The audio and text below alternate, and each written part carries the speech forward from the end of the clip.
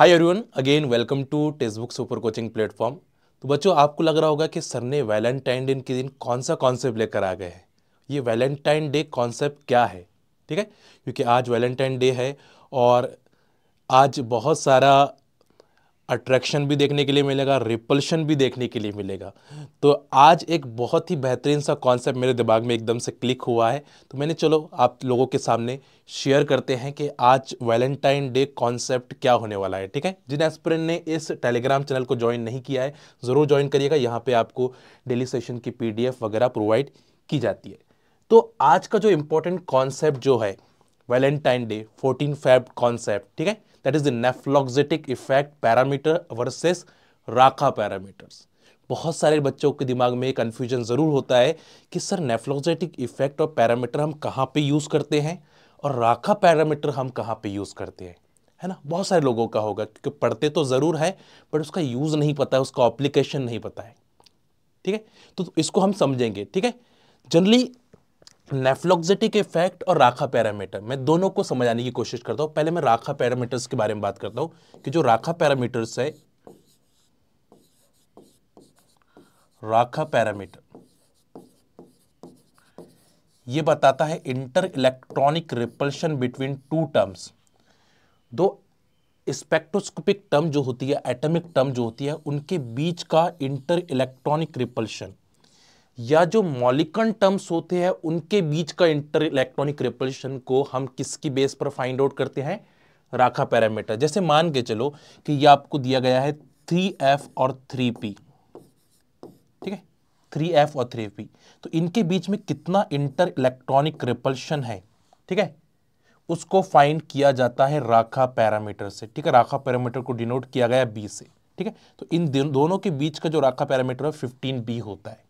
ठीक है, वैसे ही 4F एंड 4P ये स्पेक्ट्रोस्कोपिक टर्म्स है ना, this is called as the spectroscopic terms. 4F है और 4P है, तो इन दोनों के बीच, इन दोनों स्पेक्ट्रोस्कोपिक टर्म्स के बीच में, ये ग्राउंड टर्म्स है, ये एक्साइटेड टर्म्स है, तो इनके बीच में कितना इंटर इलेक्ट्रॉनिक रिपल्शन है, इंटर इलेक्ट्रॉनिक रिपल्शन है, उसको फाइंड करता है आपका राखा पैरामीटर। राखा पैरामीटर को डिनोट किया गया B से।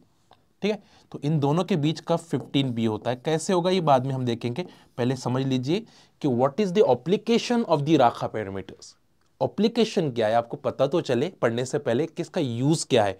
तो दो बीच का इंटर इलेक्ट्रॉनिक रिपल्शंस को इस राखा पैरामीटर से हम फाइंड आउट करते हैं कि इसके बीच में कितना इंटर इलेक्ट्रॉनिक रिपल्शन है। या कोई दो ट्रांजिशंस है, मान के चलो कोई ट्रांजिशन है, ट्रांजिशंस है जैसे कि 3A2G से 3T2G, 3A2G से 3T2G, 3A2G से 3T1G F, है ना। इनके बीच के जो इंटर इलेक्ट्रॉनिक रिपल्शंस को भी हम राखा पैरामीटर्स देखते हैं, चाहे मॉलिक्यूलर ट्रांजिशंस हो या आपके स्पेक्ट्रोस्कोपिक ट्रांजिशंस हो, वहां पे हम इंटर इलेक्ट्रॉनिक रिपल्शन, कितना इंटर इलेक्ट्रॉनिक रिपल्शन आपका हो रहा है, उसको हम गिनते हैं किससे, राखा पैरामीटर से। अब यहां पे आ जाता है नेफ्लॉक्सेटिक पैरामीटर। ये तो राखा पैरामीटर आपके समझ में आ गया कि राखा पैरामीटर का यूज क्या है, एप्लीकेशन क्या है। अब हम नेफ्लॉक्सेटिक पैरामीटर की बात करते हैं कि नेफ्लॉक्सेटिक पैरामीटर जनरली क्यों यूज होता है। नेफ्लॉक्सेटिक पैरामीटर, तो नेफ्लॉक्सेटिक पैरामीटर हम यूज करते हैं for the finding the inter electronic repulsion. ये भी रिपल्शन के बारे में बताता है, ये भी रिपल्शन, इसलिए दोनों भाई भाई है। राखा पैरामीटर और नेफ्लॉक्सेटिक पैरामीटर एक दूसरे के रिजेंबल करते हैं, डायरेक्टली प्रोपोर्शनल होते हैं, दोनों भी एक दूसरे के भाई और भाई है। ठीक है, तो ये कहता है कि भाई जो फ्री मेटल्स आयंस होते हैं उनमें मोर नेफ्लॉक्सेटिक पैरामीटर होता है। Free metals ion, free metal ions जो होते हैं उनके अंदर मोर इंटर इलेक्ट्रॉनिक रिपल्शन होता है, मोर इंटर इलेक्ट्रॉनिक रिपल्शन। जैसे आप हो, है ना, MSc हो चुके हो, मास्टर्ड हो चुके हो, फिर भी आपके अंदर इंटर इलेक्ट्रॉनिक रिपल्शन है ना, आप हो और आपके अंदर इंटर इलेक्ट्रॉनिक रिपल्शन है। यहां पे क्या हो रहा है, more inter electronic repulsion, inter electronic repulsion है। आप स्टेबल नहीं हो, मास्टर्ड हो चुके हो, है ना, कोई तो PhD भी कर रहा है फिर भी स्टेबल नहीं हुआ है, फिर भी स्टेबल नहीं हुआ है, तो जो फ्री मेटल आयंस होते हैं उनमें मोर इंटर इलेक्ट्रॉनिक रिपल्शन होते हैं।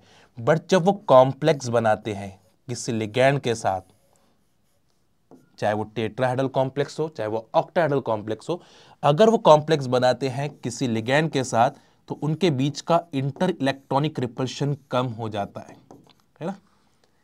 जब वो मेटल और लिगैंड के बीच में शादी हो जाती है ना, इन दोनों की शादी हो जाती है तो रिपल्शन थोड़ा कम हो जाता है। इंटर इलेक्ट्रॉनिक रिपल्शन पूरा कंप्लीटली खत्म नहीं होता है ना, हर कोई शादी करके स्टेबल थोड़ी हो गया है ना। समझ में आ रहा है कि नहीं आ रहा है आपके? तो यहां पे जो फ्री मेटल आयंस है उसमें मोर इंटर इलेक्ट्रॉनिक रिपल्शन होता है, और जब वो कॉम्प्लेक्स बनाता है तो इसमें less inter electronic repulsion, because आपकी एक्सपांडिंग हो चुकी है, एक्सपांड हो चुके हैं, और एक्सपांडिंग होगी तो इलेक्ट्रॉन्स दूर दूर हो जाएंगे, और इलेक्ट्रॉन दूर हो गए तो इंटर इलेक्ट्रॉनिक रिपल्शन थोड़ा कम हो जाएगा, कम हो जाएगा। तो वो आपने एक कहावत सुनी होगी ना, शादी का लड्डू जो खाए वो भी पछताए और जो ना खाए वो भी पछताए, है ना। तो बस वही बात है यहाँ पे भी कि बस फ्री मेटल फाइंड्स में रहेगा तो ज्यादा इंटर इलेक्ट्रॉनिक रिपल्शन रहेगा, ज्यादा सोचते रहता है ना। बट जब कॉम्प्लेक्स फॉर्मेशन में आता है तो inter electronic repulsion will be decreases. तो यहां पे क्या हो रहा है, less inter electronic repulsion, less inter electronic repulsion, यहां पे इंटर इलेक्ट्रॉनिक रिपल्शन कम हो गया। फ्री मेटल्स के अंदर बहुत ज्यादा इंटर इलेक्ट्रॉनिक रिपल्शन है, कॉम्प्लेक्स मेटल्स के अंदर लेस इंटर इलेक्ट्रॉनिक। अब देखो ये साइज, ये अब डिपेंड करेगा, लार्जर साइज वाले लिगैंड हो गए तो रिपल्शन और लेस हो जाएगा, स्मॉलर साइज वाले लिगैंड हो गए तो मोर रिपल्शन कम होगा। तो यहां पे अगर मान के चलो कि आपने जो लिगैंड लिया है L is equal to fluorine लिया है और L इज इक्वल टू एक कॉम्प्लेक्स में आयोडीन लिया है, तो फ्लोरीन की साइज कम है, आयोडीन की साइज ज्यादा है, तो यहां पर लेस इंटर इलेक्ट्रॉनिक रिपल्शन होगा और इधर मोर इंटर इलेक्ट्रॉनिक रिपल्शन होगा। तो डिपेंड करेगा भाई कि आपका कितना एक्सपांड हुआ है। एक्सपांड किस पे डिपेंड कर रहा है, एल के ऊपर, कि एल अगर लार्जर साइज के होगी तो मोर एक्सपांडिंग होगी और रिपल्शन कम होगा, ठीक है। और अगर एल आपका स्मॉलर साइज का है तो इंटर इलेक्ट्रॉनिक रिपल्शन ज्यादा होगा, थोड़ा कम हो रहा है ना, कितना परसेंट रिडक्शन हुआ है उसको भी हम बोलते हैं। तो ये बहुत ही इंपॉर्टेंट पॉइंट है। तो यहां से यहां जाने पर रिडक्शन होता है, reduction of inter electronic repulsions are take place, reduction of inter electronic repulsion. तो ये ध्यान में रखिएगा, नेफ्लोक्सेटिक पैरामीटर का मतलब है कि मोर इंटर इलेक्ट्रॉनिक रिपल्शन, है ना। तो यहां पे जितना ज्यादा रिपल्शन होगा उतना ज्यादा parameter, more inter electronic repulsion more parameter, less inter electronic repulsion less parameters, ठीक है। तो ये ध्यान में रखिएगा। तो नेफ्लोक्सेटिक पैरामीटर और इफेक्ट एक दूसरे के इनवर्सली प्रोपोर्शनल होते हैं, नेफ्लोक्सेटिक पैरामीटर्स और इफेक्ट एक दूसरे के इनवर्सली प्रोपोर्शनल होते हैं। तो अगर मोर पैरामीटर है लेस इफेक्ट होगा, इसका मतलब है कि मोर नेफ्लोक्सेटिक पैरामीटर तो लेस नेफ्लोक्सेटिक इफेक्ट, ये एक दूसरे के इनवर्सली प्रोपोर्शनल होते हैं, ठीक है। अभी मैंने बताया कि आपकी जैसे कि फ्लोरीन का एग्जांपल मैंने आपको दिया था और आयोडीन का एग्जांपल मैंने आपको दिया, तो फ्लोरीन स्मॉलर साइज है तो इनमें मोर इंटर इलेक्ट्रॉनिक रिपल्शन है, आयोडीन लार्जर साइज है लेस इंटर इलेक्ट्रॉनिक रिपल्शन, है ना। तो यहां पे क्या हो जा रहा है, more inter electronic repulsion, inter electronic repulsion, repulsion, और इसमें क्या हो रहा है, less inter electronic repulsion, inter electronic repulsion, because expanding of electron cloud, expand हो चुके। मोर इंटर इलेक्ट्रॉनिक रिपल्शन है तो मोर पैरामीटर हो जाएगा, मोर नेफ्लोक्सेटिक पैरामीटर, ठीक है। और लेस इंटर इलेक्ट्रॉनिक रिपल्शन है तो less nephelauxetic parameter, less नेफ्लोक्सेटिक parameters आपको देखने के लिए मिले। आई बात समझ में, ठीक है। ये ध्यान में रखिएगा, तो जितना ज्यादा इंटर इलेक्ट्रॉनिक रिपल्शन होगा उतना पैरामीटर होगा, ठीक है। और more nephelauxetic parameter less effect, effect क्या हो जाएगा, कम हो जाएगा, less nephelauxetic effect, because inversely proportional है, ठीक है। Less nephelauxetic parameter more effect, more nephelauxetic effect, बस यही है। तो यहां पे जैसे फॉर एग्जांपल अगर किसी ने बोला कि भाई ये निकिल कॉम्प्लेक्स है, निकिल F6 4 नेगेटिव, ठीक है। या निकिल Br6 4 नेगेटिव। ठीक है, दो कॉम्प्लेक्स है, तो कहां पे मोर इंटर इलेक्ट्रॉनिक रिपल्शन है और कहां पे लेस इंटर इलेक्ट्रॉनिक रिपल्शन है? हम बोलेंगे कि यहां पे इसके अंदर मोर इंटर इलेक्ट्रॉनिक रिपल्शन होगा, मोर इंटर इलेक्ट्रॉनिक रिपल्शन होगा। ठीक है, और इसमें लेस इंटर इलेक्ट्रॉनिक रिपल्शन होगा। तो आप इस टाइप की भी क्वेश्चन पूछे जाएंगे। ठीक है, कि कहां पे मोर इंटर, ठीक है, हम बोलेंगे मोर इंटर इलेक्ट्रॉनिक रिपल्शन तो मोर पैरामीटर, तो यहां पे मोर नेफ्लोक्सेटिक पैरामीटर और less effect, less nephelauxetic effect, और यहां पे क्या हो जाएगा? Less nephelauxetic parameter and more nephelauxetic effect. तो यही बात है बच्चों। तो आप कॉम्प्लेक्स देखकर बता सकते हो कि कहां पे मोर इंटर इलेक्ट्रॉनिक रिपल्शन हो। अब जितना ज्यादा इंटर इलेक्ट्रॉनिक रिपल्शन होगा उतना राखा पैरामीटर ज्यादा होगा। तो इसका अगर पूछो कि राखा पैरामीटर किसका ज्यादा है, ठीक है, ये ए है आपका और ये बी है, ए और बी में राखा पैरामीटर पूछा आपको, तो Racah parameter is directly proportional to the nephelauxetic parameter. Effect से नहीं है ना, पैरामीटर से डायरेक्टली प्रोपोर्शनल होते हैं। तो हम बोलेंगे कि निकिल जो ए है इसमें मोर रिपल्शन है, तो मोर नेफ्लोक्सेटिक पैरामीटर भी होगा और राखा पैरामीटर भी होगा। तो A is greater than B, A is greater than B. तो यही है बात बच्चों, है ना। तो रिपल्शन को हम देख रहे हैं, और राखा पैरामीटर नेफ्लोक्सेटिक पैरामीटर दोनों भी एक दूसरे के डायरेक्टली प्रोपोर्शनल है, बट इनमें थोड़ा सा रिलेशन अलग अलग है। यहाँ पे हम स्पेक्ट्रोस्कोपिक टर्म, मॉलिक्यूलर टर्म्स के बीच में रिपल्शन की बात करते हैं, और यहाँ पे हम कॉम्प्लेक्स और फ्री मेटल आयंस के बीच में रिपल्शन की बात करते हैं। उम्मीद करते हैं कि ये जो लेक्चर मैं ले रहा हूँ, ये जो कॉन्सेप्चुअल लेक्चर है, इसमें क्वेश्चन कैसे बनेंगे। मैंने आपको बताया कि आपको क्वेश्चन पूछा जाएगा कॉम्प्लेक्स देकर, है ना, कॉम्प्लेक्स देकर। जैसे कि मैंने आपको बताया था अभी, nickel F6 4 negative, nickel Cl6 4 negative, और निकिल Br6 4 नेगेटिव। ठीक है, और आपको बोलेगा arrange the increasing order of the Racah parameter या फिर नेफ्लोक्सेटिक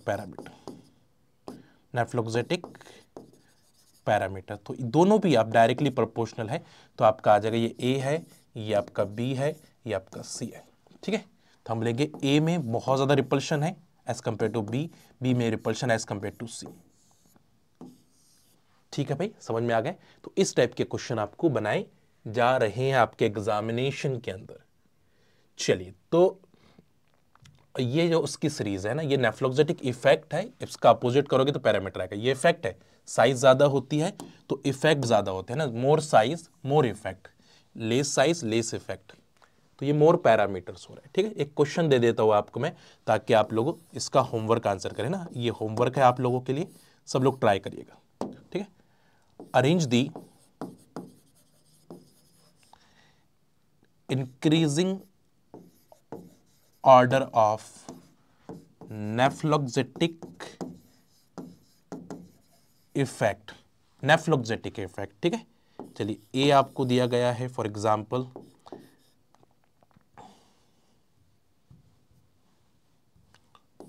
कोबाल्ट, या मैं कोबाल्ट की जगह पे रोडियम ले लेता हूं, rhodium I6 3 negative, cobalt NH3/6 3 positive. ठीक है, आराम से। उसके बाद रोडियम Br6 3 नेगेटिव। इसमें आपको नेफ्लोक्सेटिक इफेक्ट ऑर्डर अरेंज करना है ना, पैरामीटर नहीं, इफेक्ट ऑर्डर अरेंज करना है। सब लोग कमेंट करके जरूर बताइएगा, ठीक है, कि आपको ये पॉइंट कैसे लगा है, ये जो कॉन्सेप्ट हमने पढ़ा है ये आपको कैसे लगा है। ठीक है, और इस टेलीग्राम चैनल को जरूर ज्वाइन कर लीजिएगा, ताकि आपको इस टाइप के सेशन मिलते रहेंगे। ठीक है, तो इस वैलेंटाइन डे में इस कॉन्सेप्ट से आपने क्या सीखा है कि भाई शादी करो, है ना। JRF निकालो, अच्छे से JRF निकालो, और JRF निकाले बाद आप अपनी लाइफ में आगे बढ़ो। ठीक है।